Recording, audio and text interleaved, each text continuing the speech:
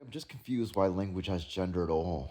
Like, language is used to describe the mind and the world and ideas and invention.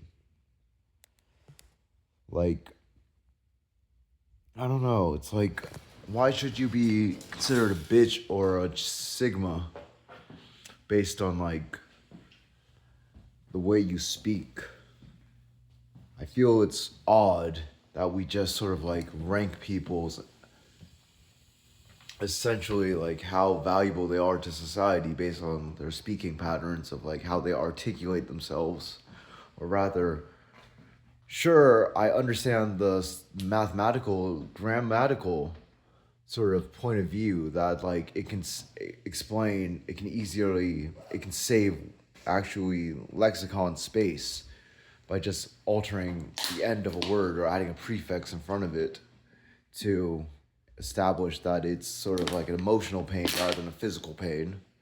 But besides that, it's like, why do English speakers, who English is a neutral language, seem to just judge you so heavily based on the fact that like you just speak in a certain style of complexity or something?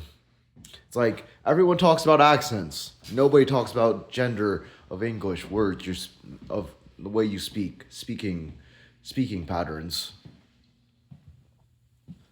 And it's very strange to me. It's very strange indeed. Yet I feel like a Sigma right now just because of the fact I'm now conscious of this fact. And really, it seems really unjust to sort of like have to like try to orient myself into this basket or that basket, or this basket in that ditch, or that grave. Yet I don't want to necessarily be bound to these this camp. I don't like your camp. And yet it's sort of like people will automatically sort of like just sort of respect you and sort of like give you privilege. Not even privilege, but it's more like they give you acknowledgement of like this is who you are based on the way you the words your word choice, even though we have synonyms for a reason and a lot of words have similar meaning. And yet, what if we're trying to just scientifically discover some new kind of phenomenon?